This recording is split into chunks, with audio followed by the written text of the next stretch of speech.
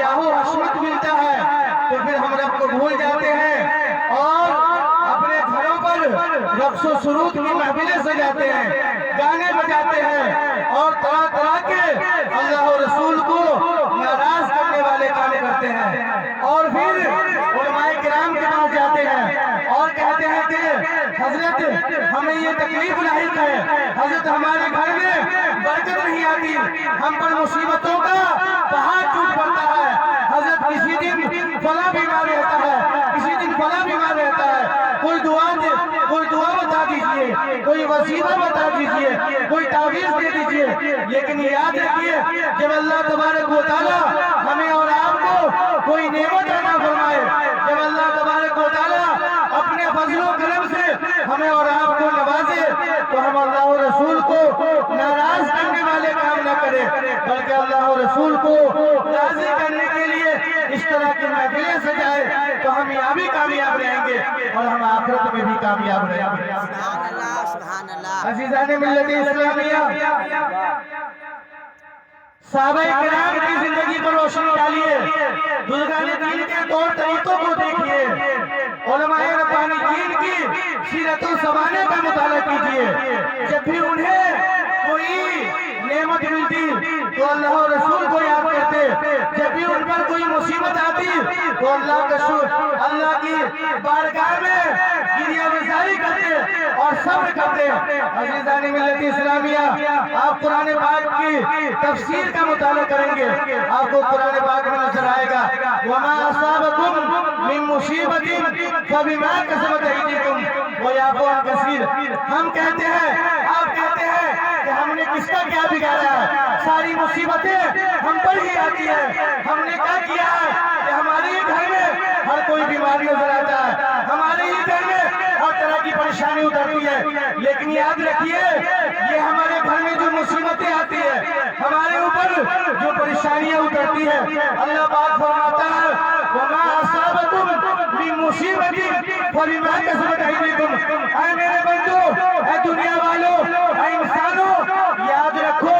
तुम पर जो मुसीबतें आती है वो तुम्हारे कारनामों की वजह से आती है, तुम्हारे करतूतों की वजह से आती है, तुम्हारी बदअमालियों की वजह से आती है। अगर तुम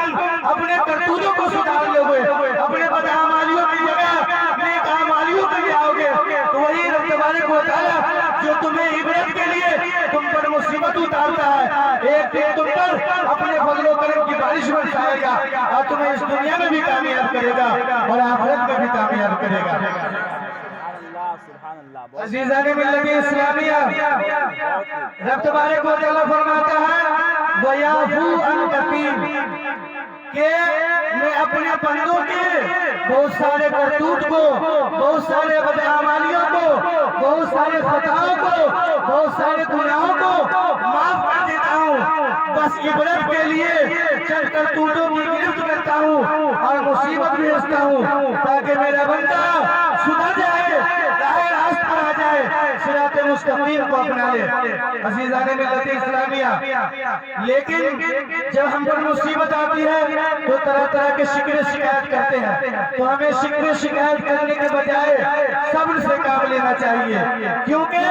जब आप सब्र करते हैं तो आपका भाई आपके साथ हो ना हो, आपका दोस्त आपके साथ हो ना हो, आपके घर वाले आपके साथ हो या ना हो,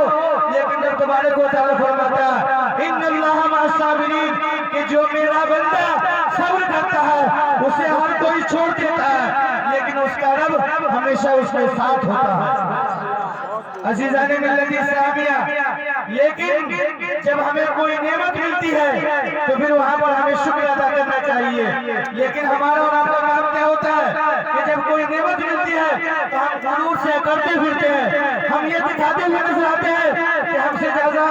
अमीर व कबीर कोई है ही नहीं, हमसे ज्यादा रईस कोई नहीं है, हमारे लायक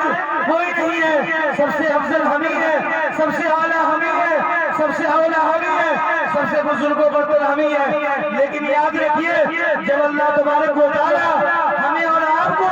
नेमत अता फरमाता है, अपनी तरफ से इनामात व इकरामात की बारिशें बरसाता है, तो हमें चाहिए कि रब की बारगाह में शुक्रगुजारी करें और रब तबारक व तआला का शुक्र अदा करें, वरना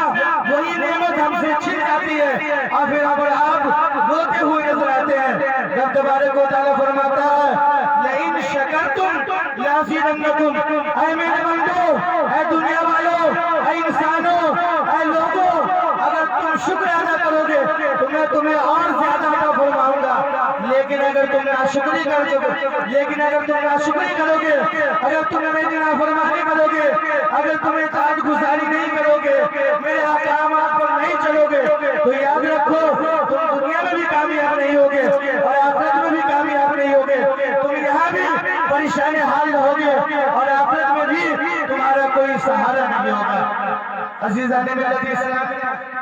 تو ہمیں اور آپ کو چاہیے کہ ہمیں جب بھی کوئی نعمت ملے تو ہم رب تبارک و تعالیٰ کا شکر ادا کریں، اور جب کوئی مصیبت آئے تو ہم صبر کریں۔ حدیث قدسی میں ہے رب تبارک و تعالیٰ فرماتا ہے من لم يصبر على بلائی ولم يشکر على نعمائی فلیخرج من تحت السمائی ولیطلب رب السمائی۔ اللہ تبارک و تعالیٰ فرماتا ہے کہ جو میری بھیجی ہوئی مصیبتوں پر صبر نہیں کرتا ہے اور جو میرے دیے گئے نعمتوں پر شکر ادا نہیں کرتا،